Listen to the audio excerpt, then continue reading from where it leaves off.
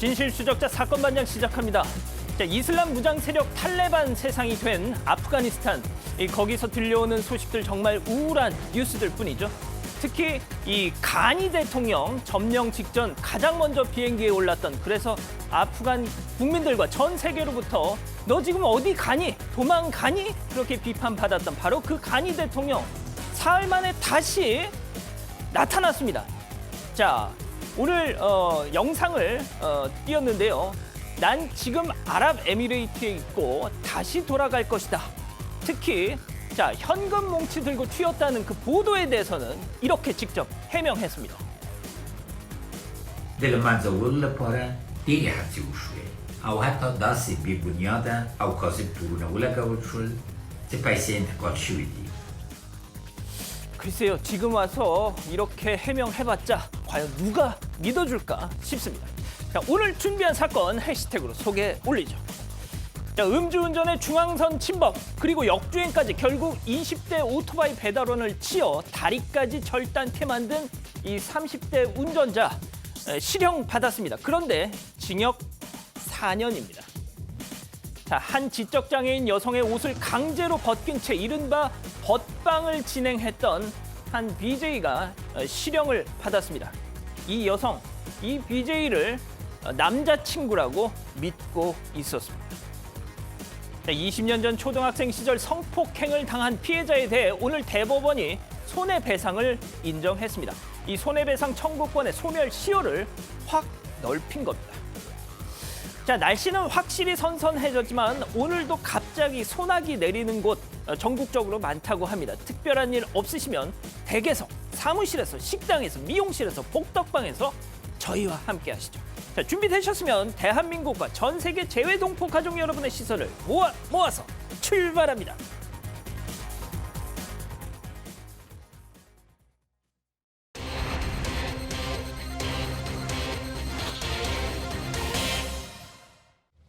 음주운전으로 중앙선을 넘어 역주행하다가 오토바이 배달원을 치어 중상을 입힌 30대 운전자가 실형을 선고받았습니다. 강남의 한 무허가 유흥주점에서 아침까지 불법 영업을 하던 업주와 손님들이 무더기로 적발됐습니다.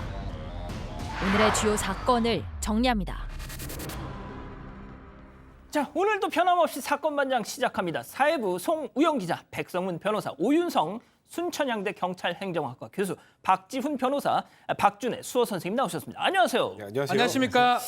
자, 오늘 뭐 다들 소식을 들으셨겠지만 코로나 신규 확진자가 다시 8일 만에 2,000명을 넘었다고 하죠. 그 소식은 저희가 잠시 후에도 전해드리겠지만, 자, 이렇게 계속 뭐 코로나 사태가 상황이 좋지 않다 보니까 저희 이 출연진 저 그리고 또 송우영 기자, 또 김하은 아나운서, 또 박준혜 수어 선생님 같은 경우는 매일매일 이 자가진단 키트를 방송 직전에 해서 음성이 확인돼야 이제 방송에 들어올 수 있거든요. 저희도 그래요. 저희도 그래요. 저희도 그렇습니다. 어떻게 그러세요? 저희 나올 때마다 이게 해야죠. 대기하고 계세요. 저희 딱 그 간이 검사 키트 들고. 저도 일주일에 최소 2번은 코를 이렇게. 후비고 계십니까? 네, 어쩔 수가 없어요. 아, 그러시군요.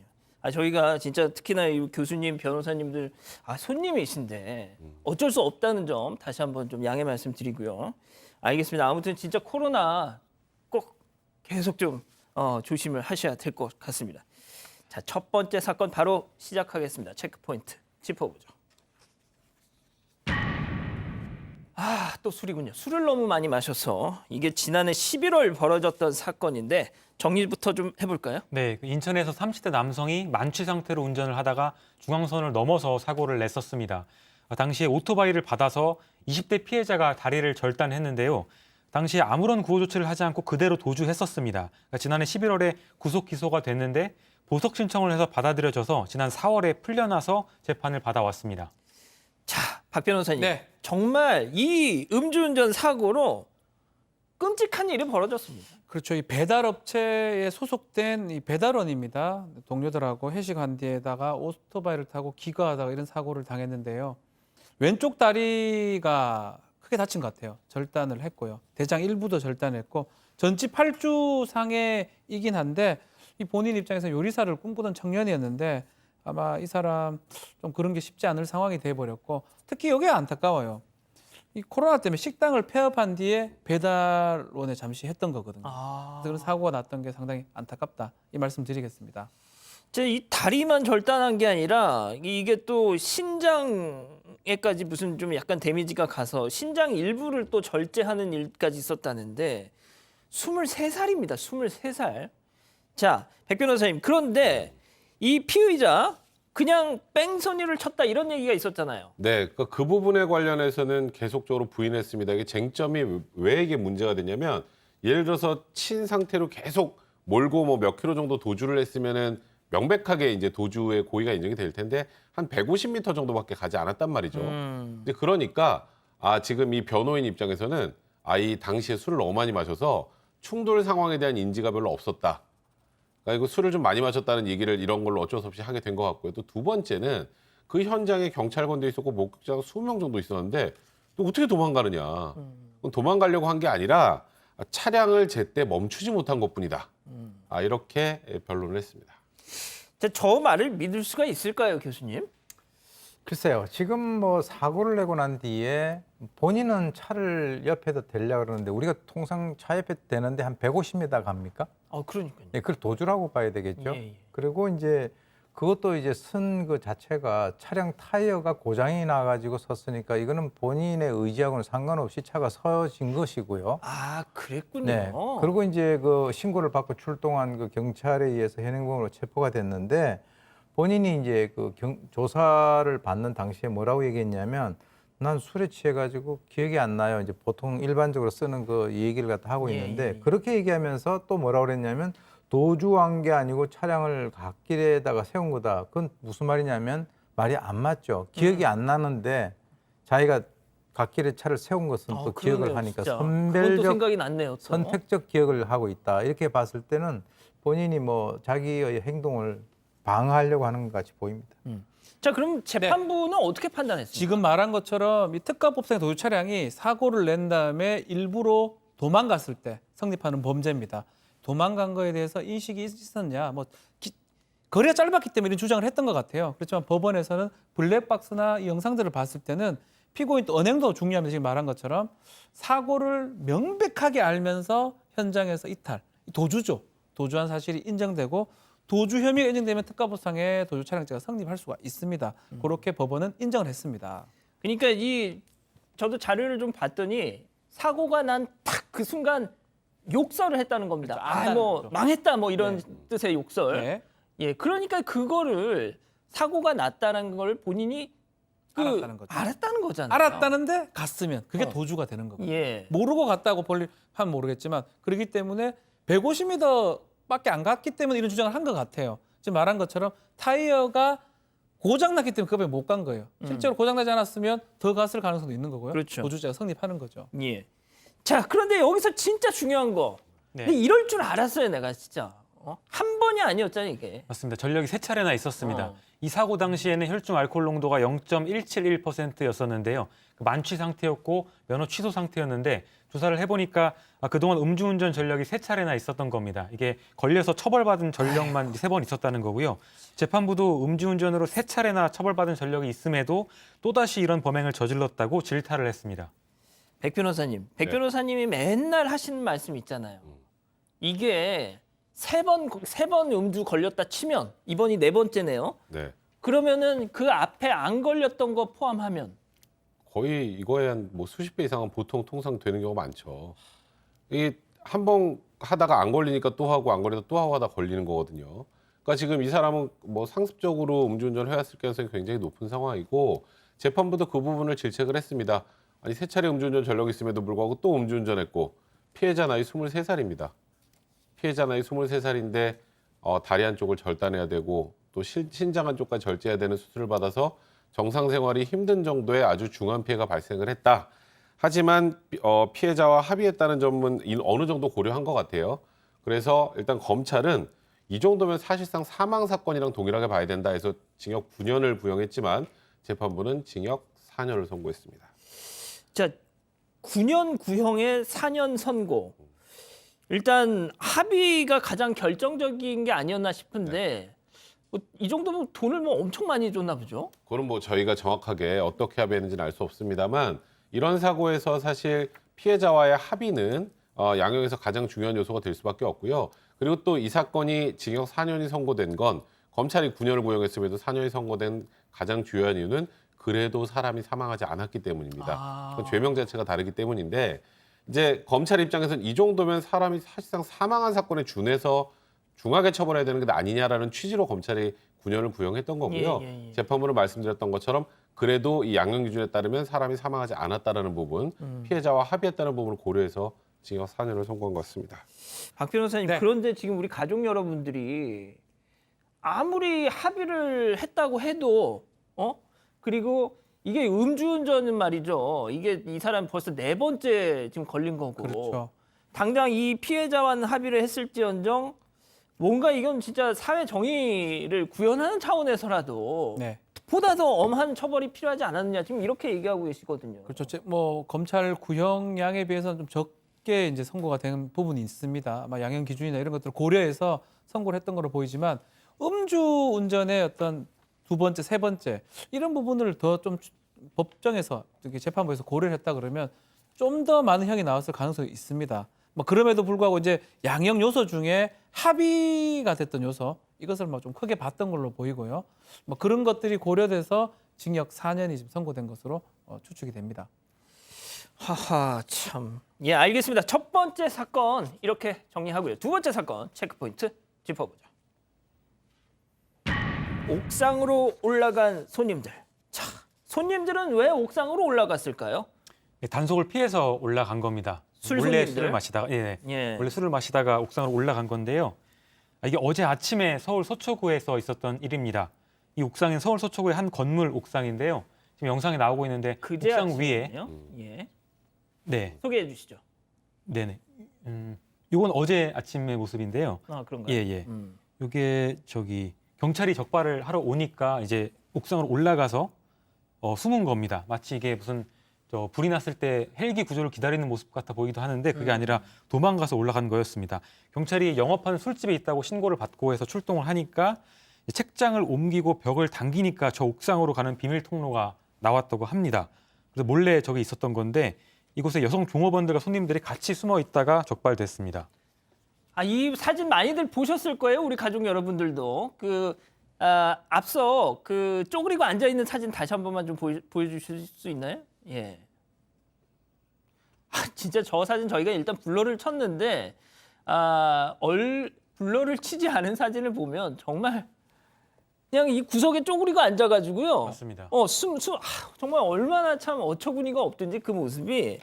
자, 단속을 피하려고 저렇게 옥상으로 도망을 쳤지만 결국 또 붙잡혔습니다. 당시 현장 상황 잠깐 들어보시죠.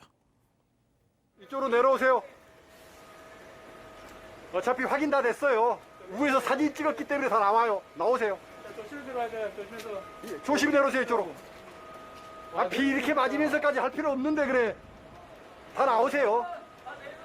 이쪽으로 올라오셨나요, 아까? 변호사님. 예, 내려와. 다 걸렸어. 이제 비도 오는데 이런 거잖아요, 지금. 내려오세요 이런 예. 건데 저게 지금 시간이 아침 7시 50분입니다. 예? 아침 7시 50분이에요. 지금 화나잖아요, 아까. 아침이에요, 저게? 아침이에요.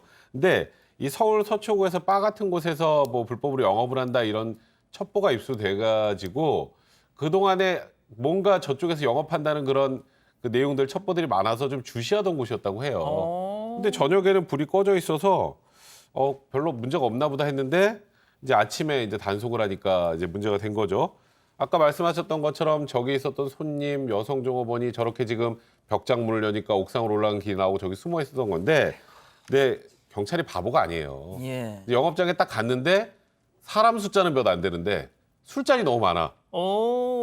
그러면은 지금 여기 있는 사람 중에 누군가는 어딘가로 사라진 거예요. 그러네요. 이제 그런 상황에서 112 상황실에 건물 옥상에 사람이 있습니다. 이런 신고가 접수가 됐고 그걸 또 보고 어떤 분이 신고를 하셨구나. 그래서 이제 119 구조대 지원받아서 옥상문 간지럽고 저렇게 숨어있던 손님들을 찾았던 겁니다.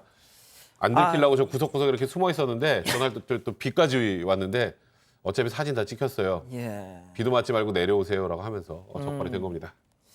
아니 그런데 지금 아까 말씀하신 게 7시 50분쯤에 저렇게 단속이 됐다는 거잖아요. 그래서 제가 이 자료를 봤더니 술을 마시기 시작한 시간이 새벽 5시였답니다.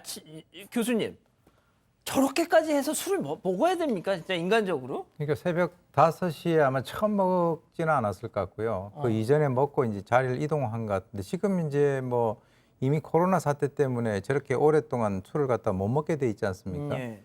뭐 술을 갖다가 자기 집에서 먹을 수는 있죠, 혼자서. 근데 이제 지금 저렇게 그 모여서 밀폐, 밀집 이렇게 하지 말라라고 하는 것은 코로나19가 관련돼 가지고 이제 얘기를 하고 있는 사안인데 중요한 것은 이 본인들이 도주한다라고 하는 것은 본인 스스로 뭔가를 잘못했다라고 스스로 인식을 한다라고 하는 증거거든요. 예. 그러니까 이제 새벽도 아니고 밤도 아니고 오전 7시 50분이면 저게 직장인들 같으면 출근하든가 그렇게 해야 되는데 저 막 세수하고 있을 시간입니다. 네, 그러니까 이제 지금 뭐 자영업자나 이런 분들 같은 경우 정말 어렵게 있는데 저분들은 팔자가 얼마큼 좋아서 저런지는 모르겠는데 아침 7시 50분에 옥상에 가가지고 몸을 숨긴다. 참 그 여러 가지 여건이 되는 사람들 같은데요. 제가 볼 때는 뭐 본인들이 지금 술을 갖다 저런 식으로 먹으면 안 된다는 거 다 알고 있는 것 같습니다. 그러니까 한참 그 꼼수 영업 말이 많았었잖아요. 밤 10시 넘으면 영업 못 하니까 10시부터 새벽 5시까지 영업 못 하게 돼 있거든요. 그러니까 아침에 여는 거예요. 그렇군요. 아침에 열어서 대부분 손님들도 그 시간에 방문을 해가지고 술을 먹는다고 하는데 뭐 강남의 뭐 클럽 같은 데들도 그런 꼼수 영업한다고 뭐 새벽에 문 여는 뭐 클럽이 있었다 이런 리포트도 여러 번 있었는데 그와 유사하게 여기가 진행을 했던 게 아닌가 싶습니다. 박 변호사님, 네. 새벽 5시에 술자리를 시작해서 그 도대체 뭐 하는, 지금 보니까 나이가 20대 초반이라던데 얘네들 지금 뭐 하던 애들일까요? 글쎄요, 이 술 맛이 납니까 그 새벽에? 예, 뭐 하여튼 어쨌든 간에 이 업소 자체가 지금 4단계 거리두기가 4단계입니다. 그렇기 때문에 유흥업소가 할 수 없도록 되어 있는데 꼼수를 좀 부린 것 같아요. 2018년부터 이 업소를 일반 식품위생법상의 일반 음식점으로 등록을 해놓고 이제 접객을 한 겁니다. 꼼수로 한 거죠. 그러면서 시간도 탈피를 하고요. 그래서 이제 고객 자체가 뭐 대부분 20살이라고 하는데 뭐 어떤 일을 하는지는 알 수는 없습니다. 어쨌든 간에 이 꼼수를 부리다가 결국은 감염병 예방법 위반도 되고요. 또 식품위생법상의 유흥업소 접객 부분도 문제가 됩니다. 그래서 입건이 된 상황입니다. 아유, 지금 뭐 우리 가족 여러분들 진짜 한시마다 혀를 꿀꿀 차고 계시는데 이 비슷한 게 또 다른 업소에서도 있지 않았나요? 맞았습니다. 그제도 있었습니다. 그제 두 곳이 적발이 됐었는데요. 서울 강남구에서 당시에 손님이 133명이나 적발이 됐습니다. 이게 서울경찰청, 서울시, 강남구 합동 단속을 벌인 건데 역삼동의 한 유흥주점, 또 논현동의 한 일반 음식점에서 이런 일이 있었습니다. 당시 외관상으로는 영업을 하지 않는 것처럼 하고 있었는데 뒷문을 보니까 뒷문으로 몰래 손님을 받고 있었습니다. 이 중에 한 업소는 방이 들어가 보니까 16개가 있었는데 15개가 다 손님으로 차 있었다고 합니다. 아이고 세상에. 자, 백 변호사님. 네. 보통 이런 일이 끊이지 않았던 이유가 저렇게 이 뭡니까 업주, 주점 업주만 처벌을 받고 손님들은 그냥 빠져나가고 네. 그러다 보니까 이런 게 되풀이된다 뭐 이런 지적이 많았는데 이제는 달라졌다고요? 달라졌어요. 예전에는 과태료였는데 지금은 이제 벌금 부과를 가능하게 한다고 하거든요. 서울시에서 일괄적으로 고발 조치를 한다는데 벌금 부과와 과태료 뭐가 다르냐면 벌금은 전과가 남습니다. 그리고 아까 말씀하셨던 것처럼 예전에는 업주들이 이제 과태료를 많이 부과받고 손님 한 10만 원 정도 받았었는데 이제 아예 조치를 위반한 자, 그러니까 이 방역 조치를 위반한 자를 관련해서 벌금 300만 원 이하에 처하게 한다라고 하는 거니까 저게 아까 그 옥상에서 옹기종기 모였던 그런 20대 남성 여성도 예. 형사처벌 대상이 될 수 있는 그런 상황입니다. 그렇군요. 자, 교수님 좀 짧게 좀 그 교수님은 술 좋아하십니까? 술 그렇게 안 좋아합니다. 그러실 것 같았습니다. 아니 근데 좀 이런 사람들한테 좀 뭐 따끔하게 한마디만 좀 해주시면 안 될까요? 글쎄요, 지금 이제 이 사회에서 다 어려운 그런 상황 아니겠습니까? 우리뿐만 아니라 뭐 전 세계적으로 다 어려운데 아까도 제가 말씀드렸습니다만은 새벽 지나가지고 아까 뭐 백 변호사님 말씀하신 대로 5시부터 시작해서 아침 7시, 8시까지 술을 먹는 정도의 그런 그 여건이 있는 사람들이 과연 몇 명 있을까? 저 사람들은 돈이 어디서 나올까? 이런 생각들을 좀 해보는데요. 사실 뭐 이 고통 분담이라고 하는 그런 차원뿐만 아니라 지금 이제 이 코로나19 같은 것이 확산되고 있지 않습니까? 그런데 거기에 역행해서 저런 행동을 한다라고 하는 것은 정말 그 아마 집에 가게 되면 뭐 아이들 있는 그런 가장들도 있을 텐데 참 그 이렇게 면이 안 서는 거죠. 아버지가 저기에서 7시 반에 있는 게 저 찍혀가지고 아들이 만약에 또는 자기 자식들이 본다면 집에 가서 무슨 얘기를 할 수 있을지 그런 생각이 듭니다. 알겠습니다. 자, 오늘 사건 이렇게 마무리하고요. 오늘 인물 이어가죠.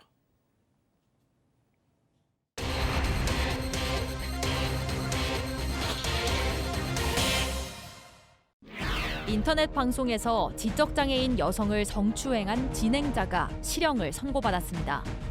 직장 동료를 상대로 사기 도박을 벌여 수천만 원을 편취한 일당이 징역형의 집행유예를 선고받았습니다. 오늘의 주요 인물을 정리합니다. 자, 먼저 체크포인트 짚어보죠. 돈 주겠다며 위력 행사. 자, 송 기자. 네. 저는 진짜 이 인간은 정말 진짜 이 따끔한 맛을 봐야 된다고 저는 생각하거든요. 맞습니다. 이게 많은 가족분들도 기억하실 텐데요. 지난 1월에 한 방송 BJ가 여성 지적 장애인을 데리고 방송을 진행을 했습니다. 당시에 밥을 먹자고 이 여성을 유인한 뒤에 이제 강제 추행하는 모습도 담은 방송을 진행을 했었는데요. 당시에 다른 BJ까지 포함해서 총 3명이 있었습니다. 그래서 결국 수사를 받았는데 조사를 해보니까 이 3사람은 지난해 하반기부터 올해 초까지 여러 번의 방송을 통해서 이 지적장애 20대 여성을 강제로 추행한 혐의가 있어서 결국 재판에 넘겨졌습니다.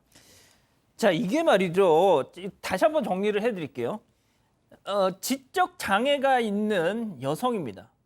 그 여성을 옆에다 놓고 이 BJ 이름 뭐 다 공개됐으니까 얘기할게요. 땡초입니다. BJ 땡초라는 사람인데 저도 그 영상이 지금 다 삭제가 됐는데 다른 이제 뭐 유튜버들이 그때 그 영상을 일부 녹화를 해서 그런 걸 올려놨더라고요. 그래서 부분을 보긴 했지만 정말 충격적이었습니다. 인간이 이렇게까지 할 수 있나 싶을 정도로. 이거는 정말 말씀하셨던 것처럼 비난받아 마땅한 행위인데 이 피해 여성이 지적장애 상급입니다. 그런데 이 여성을 아까 말씀하셨던 것처럼 꼬드겨서 숙식까지 같이 하면서 이제 여성은 전적으로 또 이 BJ 땡초한테 의지할 수밖에 없었던 상황이었습니다.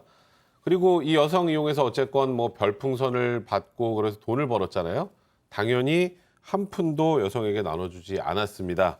그리고 또 이게 좀 저는 여기서 정말 화가 났던 게 본인이 너무 당당하더라고요. 그러니까요. 본인이 너무 당당하게 이거 여성이 동의한 행위예요? 그러면서 모자이크 방송 인증샷까지 올려 보이고 정말 많은 분들을 경악하게 만들었던 사건입니다. 이 사람이 무슨 얘기를 했냐면 그 제가 방송을 짧게 봤더니 내가 얘랑 합의해서 했다는데 니들이 무슨 어떤 일부 이제 누리꾼들이 너 지금 뭐 하는 짓이냐 막 이렇게 그렇죠. 채팅을 하니까 니들이 무슨 상관이야? 내가 얘한테 옷 사주고 핸드폰 사주고 200만 원이나 썼어. 막 이러는 거예요. 아니 교수님 이런 걸 도대체 이거 어떻게 이해를 해야 됩니까? 뭐 이해를 할 필요도 없는 일이지만. 그 인터넷이라고 하는 거 이런 것들에 대한 그 아주 폐해 중에 하나죠. 그리고 이제 예전에는 적어도 이제 사람들이 부끄러운 행동을 하다가 적발되면 부끄러워할 줄 알았는데요. 요즘에는 뭐 그런 행동을 하다가 적발되더라도 또 자기 나름대로 논리를 만들어 가지고 얼굴에다가 거의 뭐 철판을 깔고 나오는 그런 상황이 되는데 지금 이런 거 같은 경우도 사실 자기 잘못했다라고 해야 되는 거 아닙니까? 그러니까. 근데 이제 이것은 그 영상을 만들어 가지고 올린다라고 하는 자체가 내가 부끄럽다라고 하는 거 이런 윤리적인 거 도덕적인 거 상관없이 돈만 벌게 되면 나는 어떤 짓이라도 하겠다라고 이제 본인이 판단을 하는 그 어떤 본인에 있어서의 어떤 정신적인 기준을 얘기해 주는 건데 이런 것들이 많이 그 이 청소년들 대상으로 나쁜 영향을 미칠까 봐 그거 상당히 좀 걱정이 되는 부분입니다. 예. 박 변호사님, 이 지적장애 3급이라고 저희가 소개를 해드렸는데 네, 5세 정도의 지능이었다는 거예요. 그렇죠. 지적장 상급이면 뭐 그 정도 됩니다. 이제 사실 그렇기 때문에 옆에서 얘기하는 것들을 많이 믿을 수밖에 없고요. 이 지적 장애를 입고 있는 피해자 같은 경우는 이 BJ 땡초를 실제 남자친구로 인식을 했던 걸로 보입니다. 왜냐하면 전적으로 의존하기도 하고 뭔가 이 사람이 난 잘해주고 또 그렇게 계속 얘기를 했던 것 같아요. 내가 네 남자친구다. 그렇게 믿고 있었던 게. 아하. 그래서 결국 나중에 재판하는 과정에서 이 피해자는 또 처벌 불원을 의사표시를 합니다. 그만큼 믿었기 때문에 아마 그런 것들을 했던 게 아닌가. 그러면 재판을 받는 와중에도 네, 남자친구라고 생각을 생각을 했던 했던 거군요. 것 같아요. 왜냐하면 지적 좀 장애를 앓고 있기 아하. 때문에 뭐 그렇게 봐도 될 것 같습니다. 자, 송 기자, 아까 뭐 교수님도 얼핏 말씀하셨지만 이 태도도 정말 납득이 안 되잖아. 이 땡초 이거. 맞습니다. 이게 뭐 적반하장식 태도를 보였는데, 그러니까 연인이었다, 사랑하는 관계니까 이 정도 할 수 있는 거 아니냐, 뭐 이런 태도를 보였습니다. 또 시청자들이 많이 지적을 하면서 영상을 지워라, 너무한 거 아니냐 이렇게 비판을 했었는데요. 도리어 뭐 내가 옷도 사주고 챙겨줬는데 이 정도 할 수 있지 않냐, 뭐 너희가 뭔데 이렇게 비난하느냐 이러면서 시청자들한테 욕을 하기도 했습니다. 교수님, 상식적으로 생각해봐서 진짜 뭐 둘이 연인이라고 쳐요. 세상에 어떤 미친 남자가 자기 연인을 뭐 5만 사람이 지켜보는 앞에서 막 옷을 벗게 하고 그런 걸 시키겠습니까? 예? 그러니까 그 말 자체가 연인 관계가 아니라는 뜻이죠. 그거는 이제 그 인간의 가장 기본적인 것들이 남녀 관계라고 하는 것을 공개적으로 이렇게 남들 앞에서 하는 것이 아니라 그것이 이제 은밀성이라든가 이런 것이 가장 기본적인 것인데 이 사람이 그렇게 얘기하는 것은 여성을 갖다가 계속 세뇌를 시켜가지고 나는 너를 갖다 뒤에서 이렇게 돌보는 사람이니까 그렇게 해서 자기에게 의지를 하게 해놓고 그렇게 찍어서 남들에게 해서 돈 버는 거잖아요. 예. 결국은 이 사람의 머릿속에는 돈을 벌기 위해서는 수단과 방법을 안 가린다라고 하는 것이 들어가 있는 거죠. 예. 자, 그래서 박 변호사님, 네. 재판부 판단이 어땠습니까? 일단 BJ 땡초 같은 경우는 징역 4년을 실형을 선고를 했는데요. 이 성폭력 처벌 특례법 위반입니다.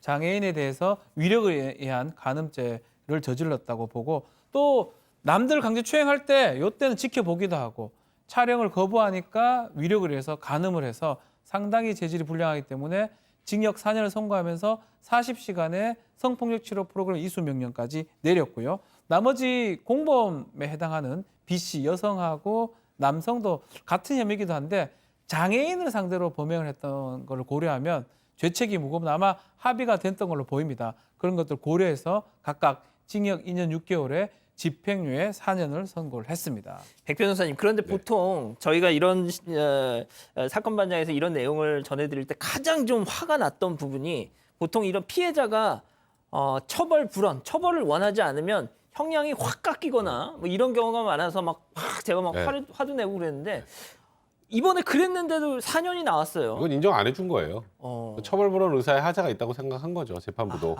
그러니까 이게 진짜 피해자가 진심으로 용서하고 합의하고 화해해서 했다면 이렇게까지 나오지 않았을 텐데 지금은 뭐 친고죄도 아닌 이상 당연히 처벌할 수 있는 거고 이 합의 역시 이 처벌불원 의사 역시 하자가 있다고 본 거고요. 여기에 또 이 여성이 이런 진술합니다.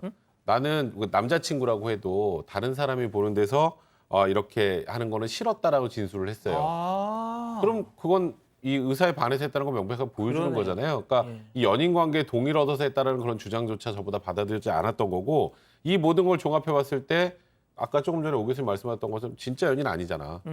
그리고 정말 너 돈 벌려고 한 거잖아. 그 죄질 또 장애인을 이용한 거잖아. 그래서 재판부가 죄질을 굉장히 안 좋게 봤다고 봐야 될 것 같습니다. 아유, 그렇군요.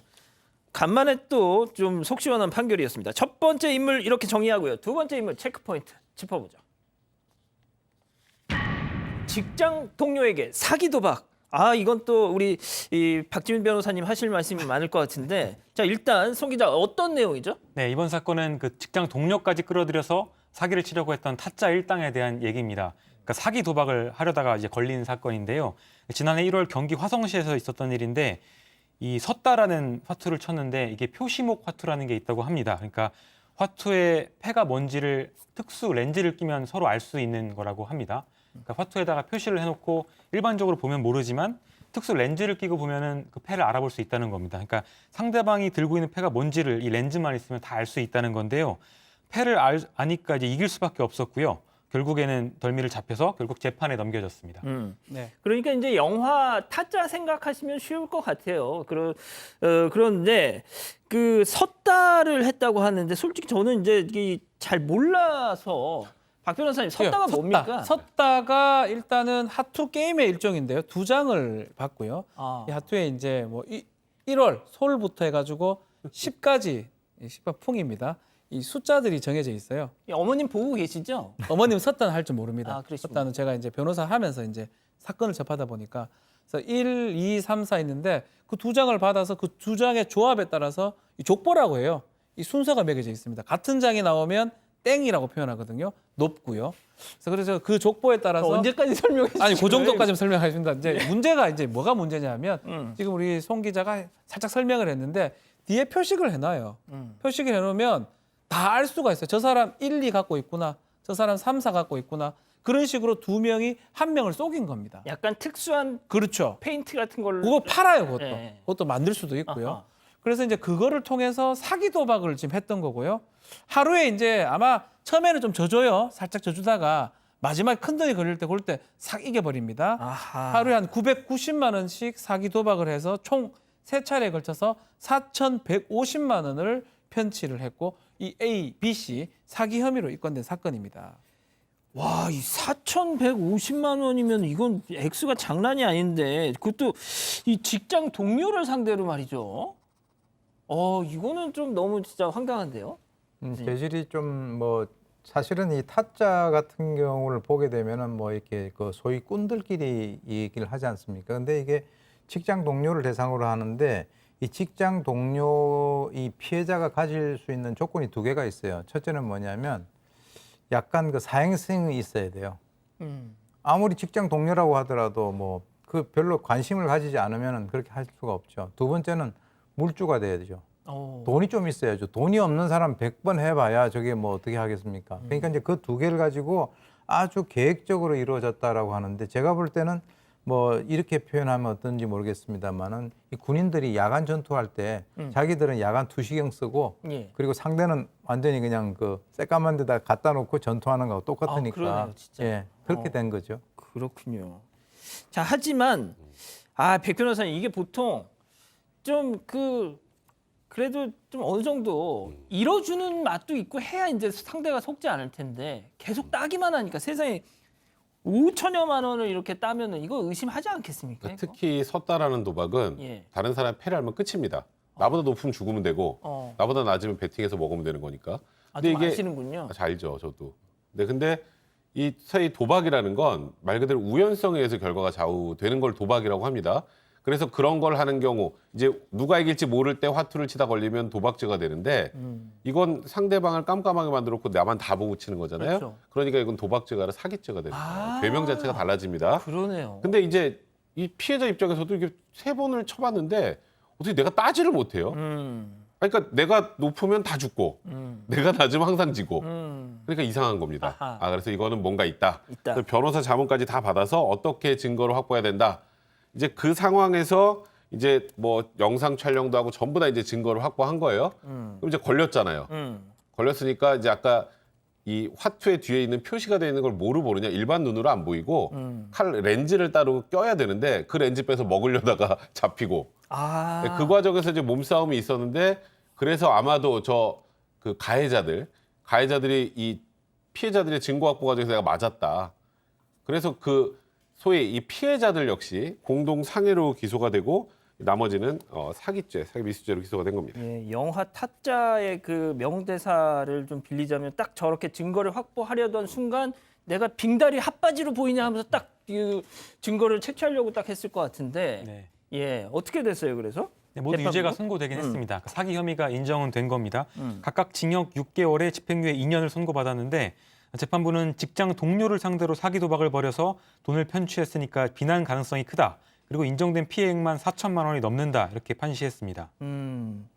자, 그런데 말이죠. 제가 또 자료를 보니까 이 특수 염료를 바른 화투 한 타, 그리고 특수 렌즈, 눈에다 끼는 그 렌즈 한 쌍이 아예 그렇게 묶음으로 그 업자들이 파나 봐요. 예, 그래서 저런 일이 벌어졌던 것 같은데 근데 참 이 폭력을 행사한 사기 피해자들 공동 상해 혐의로 재판에 넘겨졌다는데 자 이렇게 되면 또 이건 뭐 쌍방폭행 뭐 이렇게 된 겁니까? 근데 이들에 대해서는 재판부 무죄 판단을 했습니다. 진짜요? 그 무죄 판단한 이유를 쭉 들어보면 아까 제가 변호사의 자문까지 구하고 왔다 그랬잖아요. 피해자들이 어떻게 증거를 확보하고 어떻게 영상을 찍고 그리고 폭력은 절대 행사하면 안 된다. 변호사들 다 똑같이 얘기합니다. 거기서 자기 열받는다 때리면 자기도 이제 처벌을 받아야 되니까. 그렇죠, 그렇죠, 그렇죠. 근데 그런 상황에서 증거를 확보하기 위해서 있었던 어느 정도의 몸싸움. 예. 그래서 주먹으로 누군가를 때린 것도 아니고 그렇기 때문에 이건 폭행이나 상해 고의를 가지고 이런 몸싸움 벌였다고 보기는 어렵고 증거 확보의 수단으로만 이 과정이 진행이 됐던 것이다라고 판단하고 공동상해 혐의에 대해서는 무죄로 판단했습니다. 박 변호사님 그렇죠. 그러면은 모든 이런 사기 뭐 증거를 확보하는 그런 게 아니라 다른 건에서도 증거를 얻기 위해서 벌이는 몸싸움은 다 이게 요거는 사례마다 다 달리 봐야 됩니다. 그래요? 이 폭행죄라는 게 뭐냐면 사람의 신체에 대한 유형력의 행사입니다. 그러니까 사실 살짝만 밀거나 살짝만 뭐 이렇게 부딪혀도 폭행죄 될 수가 있거든요. 그래서 아마 이게 기소가 됐던 걸로 보이는데 재판부 입장에서는 그 영상이 있기 때문에 영상을 다 들여다본 것 같아요. 실제로 뭐 주먹질을 하거나 어떤 부딪히는 모습들, 폭행에 해당하는 모습들이 있었지만 이 변호사의 조언을 받았다는 것도 있고요. 예. 또 이건 사실은 증거를 확보하는 과정에서 일어난 거기 때문에 어느 정도 위법성이 없다라고 봤던 측면도 있는 것 같습니다. 그런 것들이 합쳐져 가지고 상해 폭행 부분은 무죄가 된 것으로 예상이 됩니다. 그러니까 말 그대로 필요 최소한에 그쳤다는 거예요. 그러니까 이런 거죠. 확보한 다음에 이식으로 한 대 때렸다. 이러면 그냥 무조건 폭행죄인데 아하. 뭐 이쪽도 자기 증거를 안 내놓으려고 하는 몸싸기 그 실랑이 과정에서 있었던 거 그러면 아니 손도 못 대고 가만히 있으면 증거 인멸되잖아요. 그렇죠, 그렇죠. 그러니까 필요 최소한에 그쳤기 때문에 무죄가 나온 거예요. 자, 박 변호사님 마지막으로 뭐가 됐든 뭐 증거를 확보하는 것도 좋고 뭐 다 좋지만 이런 큰 돈 걸고 도박을 안 하는 게 제일 좋은 거잖아요. 사실은 뭐 이 피해자들 좀 아쉬운 부분이 안 했어야 돼요. 뭐 재미로 우리 형법상은 도박 일시오락일 때는 도박 처벌하지 않습니다. 일시오락은 자신의 어떤 형편이나 이런 걸 봤을 때 그 정도 해도 큰 문제 없을 때는 일시오락으로 그러니까 처벌하지 박 않습니다. 변호사님이 댁에서 명절 때 가족들과 하는 그렇죠. 거. 가족들이 이제 뭐 얼마 정도 해가지고 하는 것들은 도박이 뭐 되더라도 처벌되지는 않습니다. 그 정도는 괜찮은데 지금 1회 때 990, 2회 때 몇 천, 그렇게 되면 안 했어야 되는 거거든요. 근데 이제 뭐 증거를 찾기 위해서 갔던 부분도 있긴 한데 어쨌든 간에 이게 심하게 되면 본인도 이제 도박으로 처벌받을 수 있으니까 우선 주의를 해야 될 것 같습니다. 알겠습니다. 자, 오늘 인물 이렇게 정리하고요. 다음 오늘 법 이어갑니다.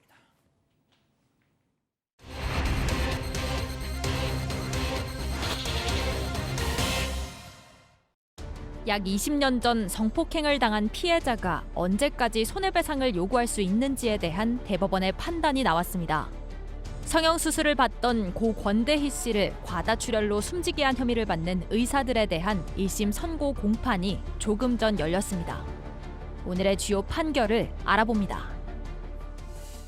자, 먼저 첫 번째 재판 체크 포인트 짚어보죠. 고통의 소멸 시효는 자, 송 기자 어떤 재판입니까? 네, 이번 사건은 그 체육계의 미투 1호로 알려진 전 테니스 선수 김은희 씨에 대한 사건입니다. 이 김은희 선수는 지난 2001년에서 2002년 사이에 초등학교 3학년 학생이었는데 이때 가해자인 그 테니스 코치로부터 여러 차례 성폭행을 당했습니다. 이후에 잊고 살다가 성인이 됐는데 2016년에 한 테니스 대회에서 우연히 가해자를 다시 만나게 돼서 큰 충격을 받았고 너무 힘들어서 병원을 찾아가 봤더니 외상 후 스트레스 장애다 이런 진단을 받게 됩니다. 이후에 신고해서 형법상 성범죄가 인정성 유죄에서 판결을 받았고요. 별도로 민사소송까지 1억 원을 민사소송을 냈습니다. 자, 제가 이 김은희 씨 신문 인터뷰를 한번 읽은 적이 있었는데 자, 이겁니다. 15년이 지났는데 어떤 대회장에서 15년 전에 초등학생이던 자신을 성폭행했던 그 가해자 코치를 다시 대회장에서 만난 겁니다. 자, 그러고 나서 이분이 와르르 그냥 무너져 버렸다는 거예요. 자, 교수님, 제가 뭐 아무리 뭐 그분을 이해하려고 하고 감정이입을 한다 한들 얼마나 제가 그 10분의 1이라도 이해를 하겠습니까? 예? 특히 이제 남성 같은 경우는 그런 그 이해도 같은 것이 여성에 비해서는 떨어집니다. 왜 그러냐면 이 남성들 특히 가해자들 같은 경우는 이제 성폭행, 성추행하고 시간이 오래 지나면 본인이 이제 어떤 그 죄책감이라든가 이런 게 상당히 중화돼 가지고 본인은 거의 이제 완전히 그 기억에 대해서 별로 생각을 안 하고 있는데 이번 같은 경우 이제 피해자가 이제 15년이 지나가지고 테니스 대회에서 그 사람을 갖다가 만났지 않습니까? 예. 근데 이 사람이 그 어떤 피해를 당한 그 시기가 초등학교 때였어요. 그리고 이제 만약에 말을 하게 되면 내가 보복을 하겠다라고 하는 위협을 받았고요. 그리고 이제 횟수도 이제 한 4회 정도 되는데 이 사람이 이제 가해자하고 같이 재해를 하고 난 이후에 3일간 기억을 잃고 악몽, 두통, 수면 장애 등으로 정상적인 생활을 갖다 할 수 없는 그런 상태여서 결국 이제 외상후 스트레스 진단까지 받았다는 거죠. 그러니까 실제로 이 그 여성이 뭐 보통 이 성범죄자들 이렇게 만나보면 자기들은 별로 잘못한 게 없다라고 생각을 하는 그것 자체가 엄청난 잘못인데 이 피해자는요. 제가 볼 때는 아마 이런 기억들이 정상적으로 결혼을 해가지고 자기가 가정생활을 갖다가 할 수 없을 정도의 평생 가는 그런 것이기 때문에 그래서 성범죄에 대해서 아주 그 어떻게 엄하게 처벌하는 이유가 바로 거기에 있습니다. 자, 그랬다는 거예요. 이 코치가 초등학교 4학년 때 죽을 때까지 너랑 나만 아는 거다 이거는. 절대 아무한테도 말하지 마. 막 이렇게 했다는 거죠. 근데 당시 뭐 잦은 합숙 훈련 또 그때 당시만 해도 코치들이 기합이든 훈련이든 어떤 식으로든 육체적으로 고통을 줄 수 있는 그런 상황이다 보니까 초등학교 아이가 그런 얘기를 들으면 그게 입 밖으로 그게 나올 수가 있겠습니까? 자기가 무슨 일을 당했다는 거를. 자, 그래서 이게 오늘 다룰 재판은 손해배상 관련 재판인데 이 성폭행 혐의에 대한 재판도 그렇죠. 이미 있었죠. 이것도 했습니다. 미성년자일 때는 성폭행 이 범죄 공소시효가 진행하지 않습니다. 그것은 이제 나중에 알게 됐어요. 성인이 돼서. 그래서 2012년도에 뭔가 조치를 좀 취해야 되겠다라고 뭐 했지만 증거 수집이 사실 어렵잖아요. 또 2016년도는 지금 얘기했던 것처럼 외상후 스트레스 장애 진단을 받았고요. 근데 중요했던 건 2017년도에 다른 피해자의 증언을 확보를 했습니다. 그래서 이때 고소를 진행을 했고요. 2018년도에는 이 범죄로 이 가해자한테 징역 10년을 선고받게 했고 이 사건은 뭐 나중에 이 상고까지 가서 이 그대로 확정이 됐었습니다. 자, 이 체육계 미투 이 김은희 씨, 이 김은희 씨의 어떤 용기 있는 고백 이후에 계속해서 체육계 성폭력 피해자들의 증언도 이어지고 정말 용기 있는 증언을 했던 것 같아요. 맞습니다. 그런 얘기들이 많이 나오고 있습니다. 당시에 뒤늦게나마 이 코치를 이제 법정에 세워야겠다고 마음을 먹고 정말 힘든 과정을 거쳤다고 얘기를 했었는데요.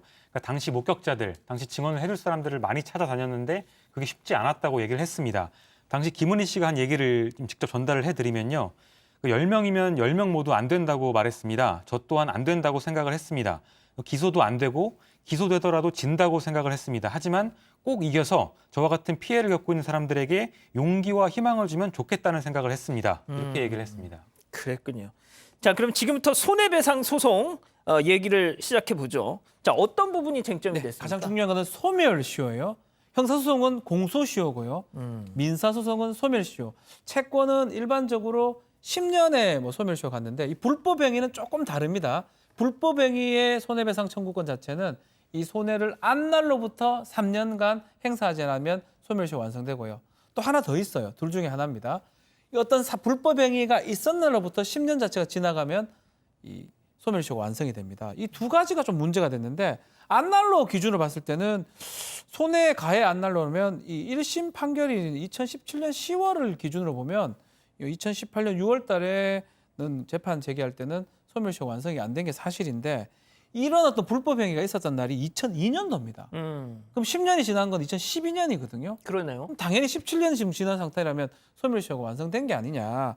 그래서 이런 주장을 일단은 했었습니다. 저런 또 가해자 입장에서요. 뻔뻔한 주장을 했군요. 자, 그런데요.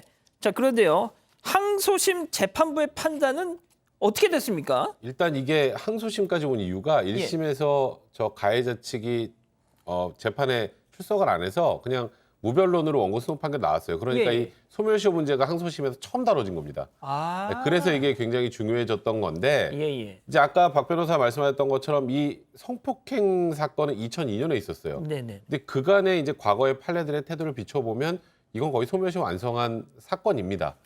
그런데 이제 이렇게 외상후 스트레스 장애 PTSD 같은 경우는 재판부가 어떻게 봤냐면 이거는 과거에 있었던 성폭행이 손해로 현실화된 게 PTSD 진단, 외상후 스트레스 장애 진단을 받은 날로 봤어요. 그러니까 이게 손해 발생일로 본 거죠. 아, 그게 시작점이다? 네, 그렇죠. 그러니까 손해 발생한 날이 2016년 6월, 그러니까 외상후 스트레스 장애를 이제 진단 받은 날이 이제 손해 발생한 날이고, 그 다음에 이제 아까 말씀하셨던 것처럼 뭐 손해를 안 날, 가해자를 안 날로부터 3년, 있었던 날부터 10년인데 이게 있었던 날이고, 안 날을 기준으로 어떻게 하느냐? 아니 1심 형사소송에서 가해자가 딱 특정이 돼야 그때부터 손해하고 가해자를 안 날이지. 그러니까 이건 손해 배상을 할 수 있는 소멸시효가 이제 도가하지 않은 채권이라고 봐서 배상해야 된다고 하고 배상금 1억 원을 지급하라고 판단했습니다. 자, 박 변호사 오늘 오전에 대법원 최종 판단이 나왔잖아요. 그렇죠. 이게 아마 중요한 의미가 있을 것 같아요. 기존의 어떤 법리대로라면 이게 좀 쉽지는 않는데 이 최초 진단을 받았을 때 특히 전문가로부터 이 PTSD 외상후 스트레스 장애 진단을 받은 때 이 불법 행위의 손해 발생이 현실적으로 된 것이다. 요때부터 소멸시효가 진행된다라고 본 거예요. 근데 옛날 판결 같으면 그런 행위가 있을 때도 보거든요. 그럼 대부분 소멸시효가 지나버리는데 요때부터라고 이제 진단을 받았을 때 보면 소멸시효 살아있을 가능성이 높고요. 특히 이런 성범죄나 또 성범죄가 아니다 하더라도 어떤 이 정신적 어떤 질환 같은 거는 좀 꼼꼼하게 판단을 해라는 게 이 대법원 그러니까 뭔가 뭐가 됐든 같습니다. 진보된 판결인 거죠. 아주 진보된 판결이죠. 자, 교수님 좀 정리를 부탁드리는데, 그러니까 이거 뭐 손해배상 뭐 청구 시효 뭐 이런 거 다 떠나서 세상에서 초등학교 4학년, 3학년짜리 여자 아이를 코치라는 놈이 그 피해자가 한 사람도 아니에요. 그때 당시 테니스부 선배, 후배 또 뭐 다 그랬다는 거 아닙니까? 예? 아니 근데 이게 뭐 정말 그냥 끔찍하잖아요. 상상만 해도. 예? 사실 당사자도 당사자지만 이 사람의 부모 같은 경우에서는 그 사람을 정말 어떻게 하고 싶을 정도의 어떤 느낌을 가질 텐데, 이번에 이제 그 실제로 뭐 얘기 나오는 것을 보게 되면 10년을 받고 난 뒤에도 사과도 하지 않고 인정을 안 했다는 거예요. 아, 그래요? 예, 그렇게 변명을 계속 했었고 그런 적이 없다라고 했고, 그래서 이제 이 피해자 입장에서는 자기는 이제 이미 그 노출돼 있는 상태에서 나와서 혹시 해코지를 하면 어떨까, 이건 굉장히 두려워서 당연하죠. 해코지를 하지 않고 보복을 하지 않는다는 조건에서 자기가 뭔가 선처를 갖다 해야 되지 않느냐라고 할 정도까지 갔다라고 하는 겁니다. 그래서 지금 이제 이 그 피해자가 이제 이와 유사한 상황에 있는 많은 그 여성들에게 그 던지는 메시지가 굉장히 의미가 있는데요. 가해자에 대한 그 최대 보복은 내가 스스로 그 정오와 고통 속에서 시간을 보내는 것이 아니라 내 스스로가 행복해지는 것이다. 그렇게 얘기를 갖다가 하면서 뭐 이 외에도 많은 피해자들이 있겠지만은 본인이 스스로 불행하다라고 느끼지 말고 행복을 갖다가 추구해라 하는 이런 메시지를 보냈으니까요. 사실은 이 이제 재판의 결과도 이제 그런 쪽으로 가고 또 이 그 피해자도 그렇게 얘기를 하고 있기 때문에 이와 유사한 그런 상황에 있는 많은 분들이 좀 더 용기를 가졌으면 좋겠습니다. 예, 알겠습니다. 첫 번째 재판 이렇게 마무리하고요. 두 번째 재판 체크포인트 짚어보죠. 수술한 병원장 징역 3년입니다. 자, 이게 2016년 성형수술 도중 사망한 고 권대희 씨 사건. 이게 사건이 발생한 지 5년이 지났기 때문에 우리 가족 여러분들 기억이 조금 가물가물하실 텐데 송 기자가 내용 좀 정리를 해주시죠. 네, 이 고 권대희 씨 사건은 저희 JTBC도 여러 번 전해드렸는데요. 권 씨는 지난 2016년에 신사역에 있는 병원에서 수술을 받았습니다. 안면 윤곽 수술을 받았는데 당시 과다출혈로 중태에 빠졌다가 결국 사망을 했습니다. 이후에 수술실 CCTV를 보니까 이 집도의가 처음에 조금만 수술을 하다가 나가버리고 이제 인턴도 하지 않은 다른 의사가 수술을 합니다. 이걸 업계에서 그림자 의사라고 부른다고 하는데요. 이후에는 이 그림자 의사마저도 나가버리고 간호조무사만 있는 상태에서 출혈이 심해집니다. 근데 의사가 없이 간호조무사가 30분간 지혈을 하다가 결국에 사망에 이르게 됩니다. 이게 2016년에 일어난 사건인데 수사가 매우 길어졌고요. 2019년에 기소가 됐고 2021년 오늘에서야 1심 판결이 나왔습니다. 자, 이게 그 교수님, 그 찰리 채플린 나온 영화 그 모던 타임즈라고 보면은 거기서 이게 컨베이어 벨트가 착 가면 채플린이 이것만 계속 하다 보니까 이게 완전 직업병처럼 돼가지고 가만히 있어도 이렇게 손이 움직이지 않습니까? 그렇죠. 저는 이 사건을 보면서 진짜 의사들이 방방마다 이렇게 잠깐 왔다 갔다 하면서 계속 이것만 하고 옮겨가는 거예요. 환자는 피를 철철 흘리면서 방치돼 있고 제가 CCTV 한 장면을 봤더니 간호조무사가 피가 막 이렇게 나오는데도 그 옆에 머리맡에 앉아가지고 핸드폰 보고 있더라고요. 예? 이게 뭡니까 이게 도대체? 그러니까 이제 뭐 다른 그 의사분들 중에서는 정말 명의도 많고 그렇기 때문에 그렇지 않겠지만 이번 사건 같은 경우는 아까 말씀하신 대로 정말 이게 우리가 이제 히포크라테스 선서를 하지 않습니까? 그런데 이제 그하고는 전혀 현실적으로 다르다라고 하는 그런 것이죠. 이걸 소위 얘기해서 이제 뭐 공장식 유령 수술이다라고 하는 그런 얘기까지도 있는데요.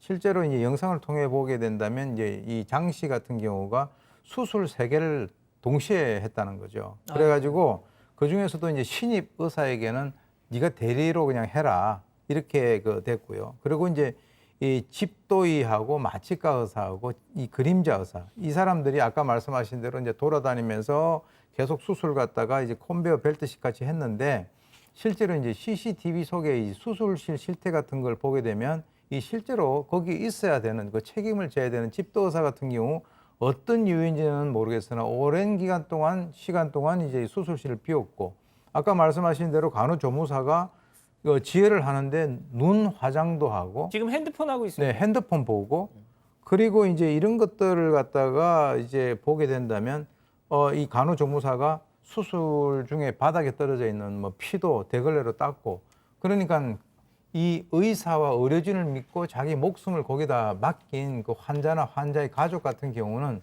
사실 저것이 밝혀지는 그 상황에서 봤을 때는 어떻게 보면 눈이 참 돌아갈 그럴 상황까지 간 거죠. 아니 그러니까 이 권대희 씨가 흘린 피의 양이 3,500cc였어요. 그렇죠. 박 변호사님, 업무상 과실치사 의료법 위반 혐의가 적용이 됐었는데 이게 참 이건 당연히 그럴 거라고 생각했는데 의료법 위반이 이게 적용되는 것도 그렇죠. 진짜 우여곡절이 많았다면서요. 업무상 과실치사죄는 뭐 그렇게 당연히 보이죠. 업무상 과실로 사람을 죽이는 결과가 됐기 때문에. 근데 이제 의료법상의 무면허 의료행위가 성립할 수 있냐 없냐가 가장 쟁점이 됐던 걸로 보입니다. 특히 검찰에 고소 고발은 했는데 검찰에서는 불기소, 무혐의 처분을 내렸어요. 막 그 이유는 그럼에도 불구하고 뭐 유령이고 대리고 뭐 섀도우 닥터고 하지만 그게 같다라는 겁니다. 그래서 면허 있는 의사가 집도하고 그래도 뭐 그 가정이 있었기 때문에 무면허 의료행위는 아니다라고 해가지고 불기소를 했는데 이 유족들 입장에서는 재정 신청까지 거쳐서 나중에 이게 기소가 된 겁니다. 아마 통상 검찰에서 이렇게 불기소한 게 재정 신청으로 되는 경우가 아주 극히 드뭅니다. 뭐 1000에 한두 건 될까 말까거든요. 그렇군요. 100에 한두 건. 근데 그런 거 0.3%라고 지금 나오고 있는데 그것을 법원은 받아들여서 의료법 위반까지 처벌한 것입니다. 그랬군요. 자, 그럼 그런 우여곡절 끝에 의료법 위반 혐의까지 더해져서 이렇게 재판이 됐는데 혐의를 인정했습니까? 인정하지 않았습니다. 사실관계 자체는 인정했지만 고의로 방치한 게 아니다 이런 주장을 폈습니다. 지금 원장 장 씨는 최후 진술에서 뭐라고 했냐면요. 제가 무슨 말을 할 수 있겠냐. 이 자리를 빌어서 환자 가족분들께 사죄드린다. 죄송하다. 이렇게 말을 했는데 그 변호인을 통해서는 이 사고가 의료진이 피해자의 상태를 제대로 파악하지 못해서 생긴 안타까운 사고다. 이렇게 얘기를 했습니다. 이 재판 과정에서 그 유족들도 분통을 터뜨렸었는데요. 피고인들이 반성도 없었고 사과도 없었다. 이런 내용이었습니다. 이 권 씨의 형은 그 어머니가 생업도 잃고 자식이 죽어가는 모습이 담긴 CCTV를 보면서 자료를 만들었다. 근데 이 피고인들은 생업에 지장이 있으니까 빨리 재판을 끝내달라고 하고 있다. 의사에게만 생업이 있냐 하면서 울분을 토했었습니다. 지금 뭐 송 기자가 말한 것처럼 말이죠. 앞서 그 보신 그 CCTV 영상 있잖아요. 그거를 이 고인의 어머니가 직접 일일이 하나하나 보면서 상상을 해보십시오. 자기 자식이 이 피를 철철 흘리고 있는 그 영상을 보면서 자료를 준비했어요. 예? 자, 검찰은 의료사고 재판에서 정말 유례 없는 중형을 구형했더라고요. 네, 저도 이 정도까지 중형 구형한 건 처음 봤습니다. 원래 이제 그 업무상 과실치사하면 5년 이하의 금고형인데 의료법 위반까지 다 포함해가지고 최대한 선고할 수 있는 형량의 한계를 채웠던 것 같은데요. 집도인 의사 장 씨에게 징역 7년 6개월 벌금 1,000만 원을 구형을 했었습니다. 그리고 함께 기소된 동료 의사 이모 씨에게 징역 6년을 구형했고요. 또 아까 그 섀도우 닥터였던 의사 신 씨에게 징역 4년, 간호조무사에게도 징역 2년을 각각 구형했는데 지금까지 나왔던 것처럼 이게 지금 이 수술 과정을 보면 컨베이트 벨트에 조립되는 제품처럼 피해자를 수술했고 인간의 존엄성을 우선시해야 할 의술 영역에서 효율성만을 추구했다. 그리고 정말 제대로 된 처치를 받지 못해서 안타깝게 사망하는 정말 참혹한 결과가 일어났다. 그리고 이 과정에서 주의 의무 위반의 정도가 굉장히 중했고 그리고 이 사건으로 사실 수술실 CCTV 논란이 이제 그다음부터 이제 의무화해야 된다라는 일이 맞습니다, 있었을 맞습니다. 만큼 예. 사회적으로 굉장히 큰 충격을 준 사건이어서 이건 엄벌에 쳐야 된다. 이런 의미로 검찰이 굉장히 중하게 구형을 했었습니다. 자, 그래서 오늘 선고가 오후 2시에 있었잖아요. 맞습니다. 조금 전에 결과가 나왔는데요. 구형량에는 한참 못 미쳤습니다. 일단 원장 장 씨에게는 징역 3년, 벌금 500만 원을 선고했습니다. 그리고 함께 기소된 마취의에게는 금고 2년, 집행유예 3년, 벌금 500만 원 선고됐고요. 또 다른 의사 신 씨에게는 벌금 1,000만 원이 선고됐고 이 간호조무사에게는 선고유예를 결정을 했습니다. 아하. 재판부가 뭐라고 밝혔냐면요. 혈액이 비치되어 있지 않은 의료시설에서 피해자에게 다량의 출혈이 발생하고 저혈압 상태에 빠지는 등 극히 비정상적인 상황이었다. 그런데도 공장식 수술 라인을 돌리느라고 수시간 동안이나 조치를 하지 않고 치료의 골든타임을 놓쳤다. 이렇게 질타를 했습니다. 징역 3년.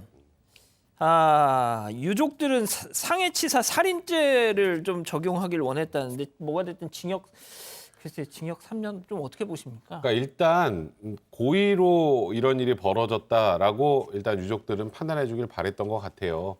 근데 이제 검찰이 공소장 변경을 받아주지 않았던 이유가 있습니다.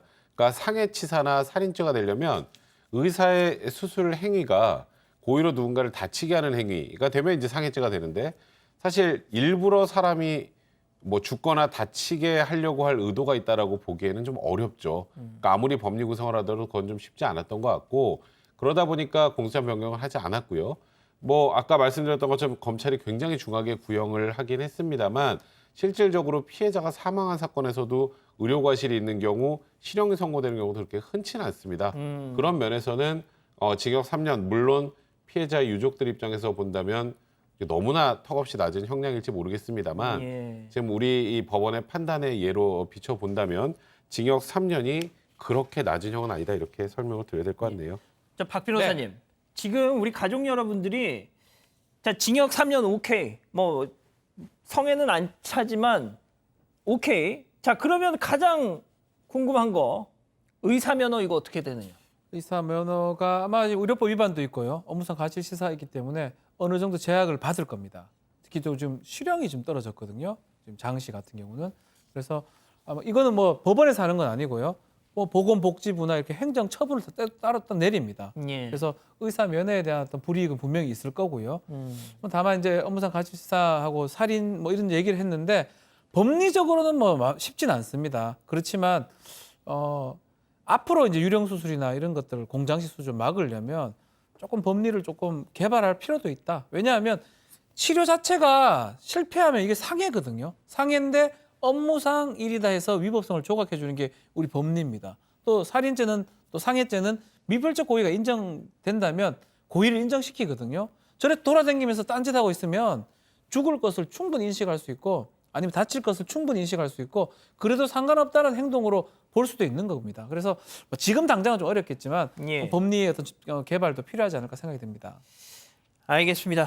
자, 오늘 법 이렇게 마무리하고요. 계속해서 사건 상황을 이어갑니다.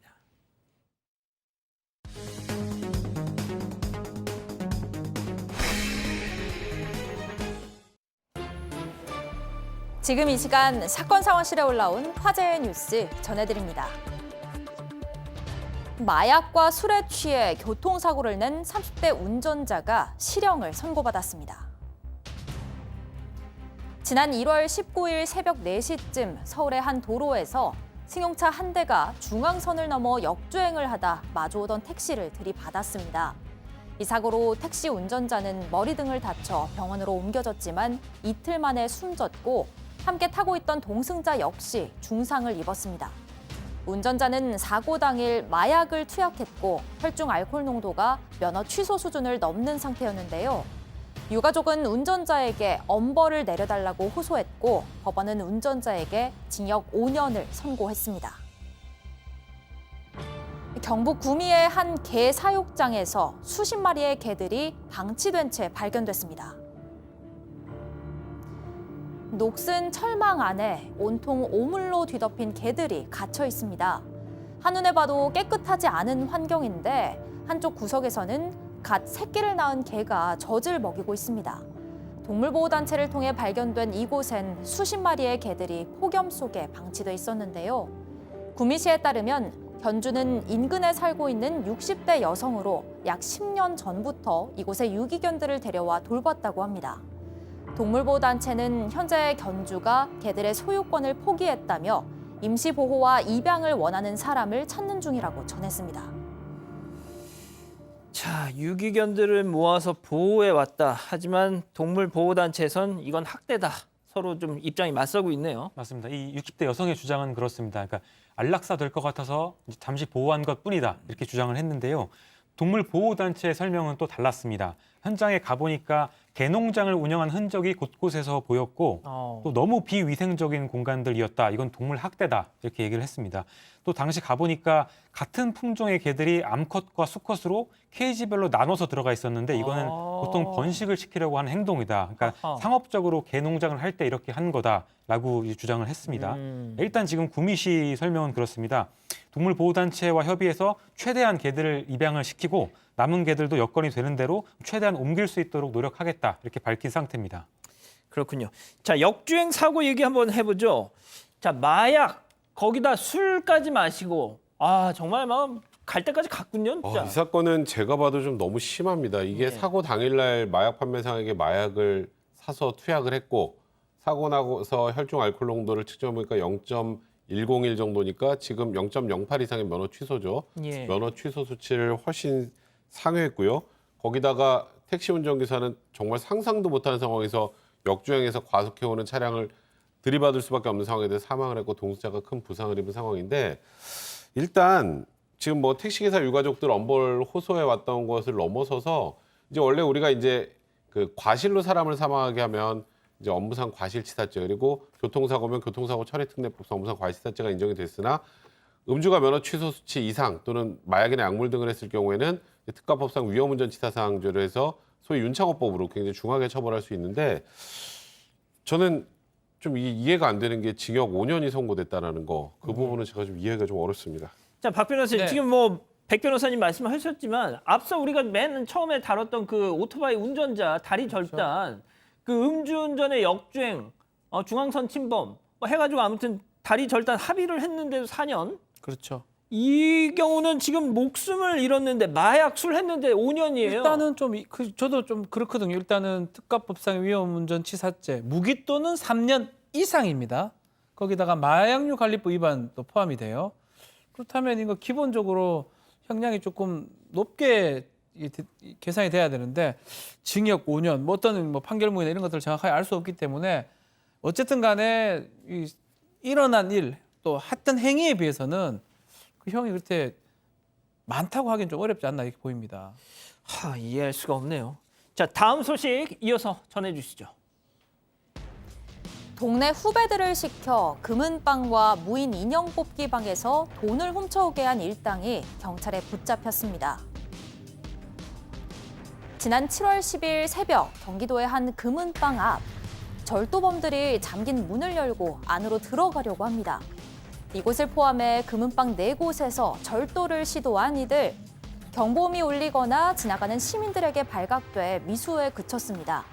이들은 포천시와 의정부, 김포 등에 있는 무인 인형 뽑기방 8곳을 털어 200만 원 상당의 현금 및 금품을 훔쳐 달아나기도 했는데요. 경찰청과 지역 경찰서의 공조 수사 끝에 지난달 22일 인천의 숙소에서 검거됐습니다. 경기도 시흥시의 한 도로에서 질주하는 자동차 썬루프에 매달린 남성의 모습이 목격됐습니다.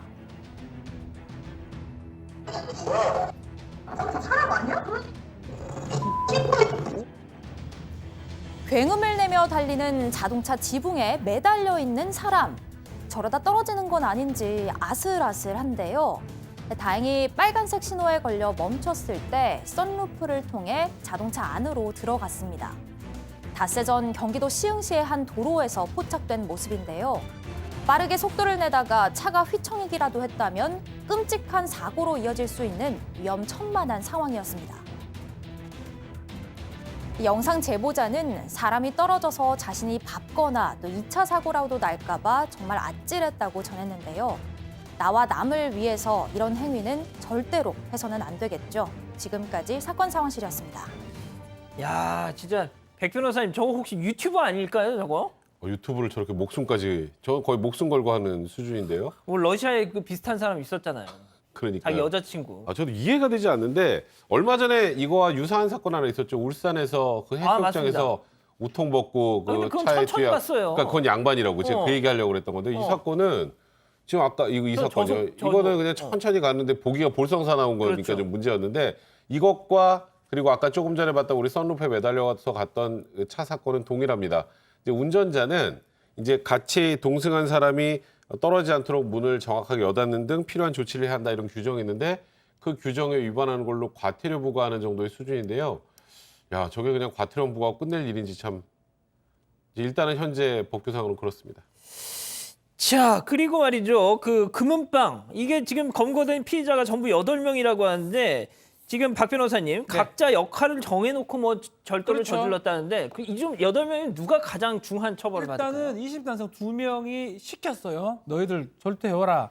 그중에 10대 남성 2명이 실제로 절도 행위를 했고요. 여기 나오죠, 2명. 그리고 4명이 또 있어요. 이 4명은 이 범행에 사용할 휴대폰도 빌려주거나 또 옷을 비슷하게 검은색 입어줬던 이 사람들은 4명은 방조죄가 됩니다. 그리고 실제 한 사람은 특수절도죄가 되고요. 시킨 사람은 특수절도 교사죄가 되는데 방조죄는 뭐 좀 경하게 처벌될 수가 있고요. 실제 한 사람보다 저는 시킨 사람들이 좀 더 중하게 처벌받을 것 같다는 생각이 들어요. 법적으로는 뭐 절도 교사죄나 그냥 실제 한 죄나 똑같이 처벌되게 돼 있는데 지금 이 사람들 어떻게 돼 있냐면 후배한테 이거 실패하면 폭행도 하고 막 이렇게 뭐라 한 적이 있어요. 그런 것들을 고려했을 때는 이 시켰던 2명 특수절도 교사 20대가 조금 더 중하게 처벌받지 않을까 이렇게 생각이 듭니다. 알겠습니다. 자, 사건 상황실 이렇게 정리하고요. 이어서 사건 현장 넘어갑니다.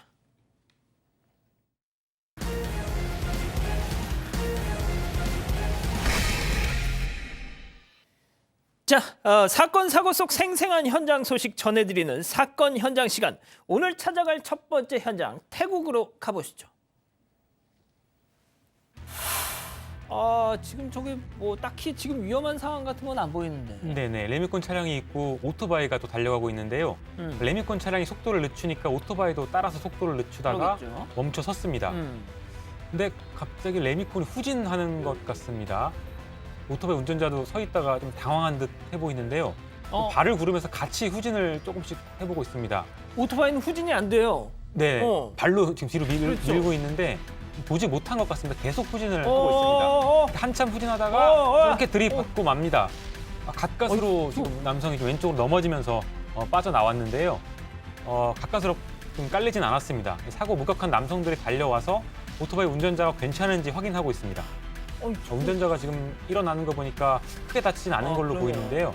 네, 뒷걸음질 치는 게 다시 나옵니다. 일단 네, 딱 보니까 사각지대에 있었긴 했네요. 그런 것 같습니다. 이게 뒤에 아무도 없다고 생각하고 아마 후진한 것 같은데 운전자도 내려왔네. 네, 놀라서 내려서 지금 다시 괜찮은지 살펴보고 있습니다. 오토바이 운전자의 상태를 확인하는데 이 오토바이 운전자도 지금 같이 오토바이를 일으켜 세우고요. 오토바이가 괜찮은지 확인하고 있습니다. 아니, 근데 오토바이 저거 빼냈는데 클락션을 좀 눌렀으면 그거 알았을 텐데. 그러니까요. 네, 아마 전혀 없다고 생각했나 봅니다. 그랬나 보네요. 자, 다음 현장 중국으로 가보시죠. 가보시죠. 네, 중국의 한 가정집입니다. 한 여성이 마당에 있는 수도가에서 설거지를 하고 있는데요.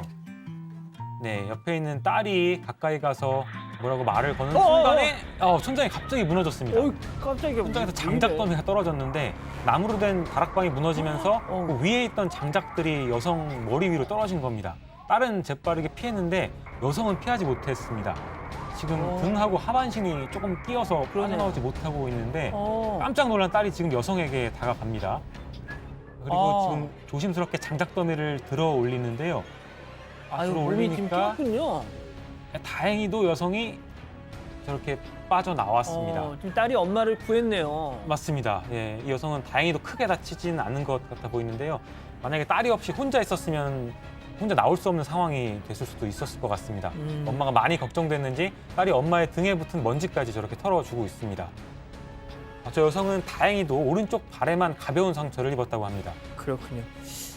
자, 다음 현장은 이탈리아로 가보시죠. 여기는 어디입니까? 네, 이탈리아 폼페이입니다. 뭐 다 아시는 것처럼 한 2000년 전에 화산 폭발로 소멸했던 도시죠. 이 폼페이 도심에서 동쪽으로 한 1km 정도 떨어진 한 공동묘지 인근에서 2000년 전에 무덤이 발견이 됐는데요. 보시면 무덤 내부 공간에는 사람 형태를 그대로 유지한 유골도 저 안에 보이는 것처럼 함께 발견이 됐습니다. 이 폼페이 유적을 관리하는 폼페이 고고학 공원 측 이야기 한번 들어보시겠습니다. 예. Che ha fatto sì, siccome era conservato in una camera funeraria ermeticamente chiusa, lo scheletro si è conservato in maniera anche molto buona, quasi alcune parti sembrano quasi mummificate, si vedono ancora i capelli, si vedono i resti di un orecchio e adesso bisogna anche capire se questo era intenzionale. 네, 방금 들으신 것처럼 두개골 부분은 흰 머리카락으로 저렇게 덮여 있고요. 왼쪽 귀도 일부 형태를 유지하고 있었다고 합니다. 폼페이 고고학 공원 측은 당시 시신을 주로 화장 처리했던 장례 문화와 비교를 해보면 이런 매장 방식은 매우 이례적이라고 설명을 했습니다. 그 영화 혹시 폼페이 보셨어요? 봤죠. 저 책도 읽었습니다. 그러세요? 그러면 근데 저러면 화산 폭발로 사망한 사람은 아니었나 보죠? 네, 그렇죠. 저 유골은 서기 79년 폼페이가 말씀하셨던 것처럼 베수비오 화산 폭발로 잿더미가 되기 전에 사망했던 사람으로 지금 짐작을 하고 있는데요. 무덤에 새겨진 비문 내용을 미뤄봤을 때 신전을 관리하던 사람일 것으로 발굴팀은 추정을 하고 있고요. 또 해당 인물이 라틴어와 그리스어 연극을 개최했을 가능성도 제기가 됐습니다. 화산 폭발로 땅속에 파묻혀 있던 폼페이는 16세기의 수로 공사 도중 유적이 출토된 것을 계기로 본격적인 발굴 작업이 시작된 건데요. 현재까지도 고대 로마 유물과 유적이 종종 발굴되고 있어서 전 세계 이목이 쏠리고 있습니다. 방금 그 백발 그 흰머리카락이 보였던 것 같은데. 알겠습니다. 자, 다음 현장은 뉴질랜드로 가보시죠. 이거 뭡니까? 네, 어느 가정집 발코니에서 한 남성이 이제 보시면 줄넘기를 하고 있습니다. 자, 딱 보니까 앞에 손녀 있네요. 이게 줄넘기 하는 모습 보여주려고 그랬는데 줄넘기 약간 2번. 만화 영화에서 나오는 장면인데. 이거 원래 완전 만화죠. 2번 하니까 네네네네네 보시는 것처럼 발코니 바닥에 이렇게 사람 한 명이 들어갈 수 있는 만한 크기의 구멍이 생겼는데요. 아이고. 저 원래부터 발코니 바닥이 약했는지는 알 수 없지만 갑작스럽게 바닥이 무너지면서 저 손녀가 더 놀랐겠네. 아래로 저렇게 추락하고 만 겁니다. 저 할아버지 괜찮은? 지금 깁스하고 있잖아요. 어깨가 탈구됐다고 합니다. 자, 남성은 현재 병원에서 치료를 받으면서 회복 중이라고 하는데요. 처음보다는 많이 나아졌다고 하니까 좀 다행입니다. 자, 그리고 아까 그 문제에 무너진 발코니 바닥은 현재 수리 중입니다. 구멍난 부분에 저렇게 이제 나무 판자를 덧댔는데 나무 판자를 열면 아직도 발코니 아래가 훤히 들여다 보입니다. 자, 저렇게 손녀에게 줄넘기 한번 하는 거 보여주려다가 큰일 날 뻔했습니다. 보통 이런 게 만화 영화 보면. 그렇죠. 이게 실제로도 있네요. 실제로도 있어. 또 손녀를 보면서 넘잖아요, 지금. 그러니까요. 손녀가 얼마나 놀랐을까. 그러니까 백 변호사 근데 진짜 약간 이 외국의 집들이 대부분 되게 고택이 많잖아요. 그렇죠. 오래된 집 많으니까 저기도 하고. 사실 저 베란다 목재로 돼 있으면 좀 그렇지 않나요? 보통 이렇게 돌로 좀 많이 돼 있는데 그러니까요. 목재로 돼 있어 지금 저렇게 기부스라는 신세가 돼버렸네. 알겠습니다. 자, 다음은 동물의 주인공인 호주로 가보시죠. 이거 뭐야? 네, 마트의 진열대에 뭔가 이상하게 보입니다. 딱 봐도 뱀인데요. 네, 거대한 비단뱀 한 마리가 향신료 코너 진열대에 나타났습니다. 어쩌다가 마트 안으로 들어왔는지는 정확히 모르겠지만 진열대 사이로 목을 쭉 빼고 혀를 낼름거리고 있습니다. 이 비단뱀을 발견한 거는 식자재 쇼핑을 하던 주민들이었다고 합니다. 향신료 코너에서 향신료를 찾고 있었는데 이 뱀을 발견한 겁니다. 당시 눈앞에서 이 비단뱀을 목격했던 여성의 이야기 들어보겠습니다. I was browsing through the spice aisle just looking for something to put on my dinner that night. And the face of a 10-foot python just kind of poked out next to me. It didn't really spook me out at all. He wasn't coming across as aggressive. I immediately recognized him as a diamond python, so knew he was non-venomous. 네, 이 비단뱀이 향신료 뒤에 숨어 있어서 이 여성도 처음에는 발견하지 못했다고 합니다.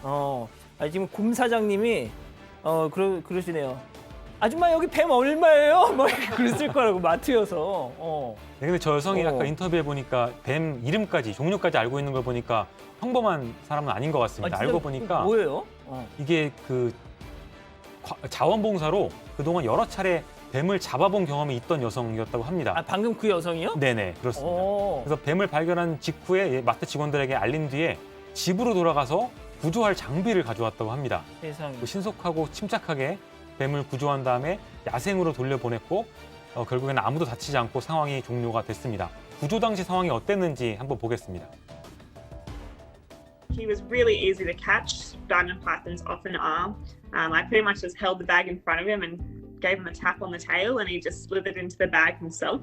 And then that afternoon, I just took him into some local bushland, away from roads and houses, where he could live a more suitable lifestyle. 네, 저 다이아몬드 파이돈이 이 느리게 움직이는 습성 때문에 사람들 눈에 띄지 않는 게 특징이라고 합니다. 독은 없다는데 한번 물리면 뱀의 치아가 피부에 박혀서 매우 위험할 수도 있다고 합니다. 교수님, 만약에 교수님이 저 상황이었다면 어떻게 하셨을 거예요? 뱀이 주후가 아닐까요? 예? 뱀도 지금 쇼핑 온 거 아닐까. 자, 마지막은 어떤 동물일지 화면으로 만나보시죠. 저 서랍이 열렸습니다. 네, 가정집 서랍이 그냥 열렸습니다. 누가 안 연 것 같은데 다시 한번 볼까요? 동물이 나오나요? 아무도 안 열었는데 나왔습니다. 서랍이 스스로. 뭐죠, 저거? 이렇게 또 움직였는데요. 아, 사람이 연 건 아닌데 안에 뭐가 있을까요? 저 뭐예요? 서랍 안을 보니까 뭔가가 왜 있을 이렇게 것 안 같습니다. 나와? 네, 고개를 빼꼼 드는 게 되게 귀여운데요. 아주 귀여운 고양이 한 마리가 머리를 내밀었습니다. 고양이가 저 서랍 안에 들어가서 서랍 문을 열고 있었던 겁니다. 근데 되게 좁아 보이는데 저기 어떻게 들어가 있었던 건지 궁금한데 이 고양이의 이름은 탈리입니다. 탈리는 평소에 저 서랍에 들어가서 낮잠 자는 걸 좋아한다고 하는데요. 이날도 아마 저 서랍 안에서 낮잠을 자다가 막 깨서 나온 것 같습니다. 아니 근데 진짜 제가 이제 모시고 있는 그 고양이도 정말 조금만 틈이 있으면 그냥 거기 가서 숨어가지고 이 몸이 워낙 유연하다 보니까요. 진짜 장난이 아니에요. 그래서 맨날 찾는 얘 어디 갔어 막 찾는 게 일이에요 진짜. 저렇게 서랍에도 들어가기도 하나요? 저거는 안 했는데. 들어가는 게 신기해요, 그래요. 예. 서랍보다 큰데? 그러니까. 와, 어떻게 들어갔지? 박 변호사님 뭐 하실 말씀 아니 있으신가요? 저게 무슨 고무도 아니고 저렇게 몸이 저렇게 크기가 다른지 예. 부럽네요. 예. 부러우십니까? 커졌다가 들어가게? 적어졌다가. 예. 하실 말씀이 없군요. 그러니까. 자, 30초간 잠깐 전하는 말씀 듣고 다시 오겠습니다. 채널 고정, 리모컨 돈 터치. 은퇴 준비, 손주 육아, 자산 관리, 노후 대책. 세라젬 뒤를 부탁한다. 집에서 가족이 함께 해보세요. 세라젬. 다이슨 슈퍼소닉 헤어드라이어의 새로운 플라이어웨이 노즐은 코안다 효과를 이용해 잔머리를 감춰주어 매끄럽고 윤기 있게 마무리해줍니다.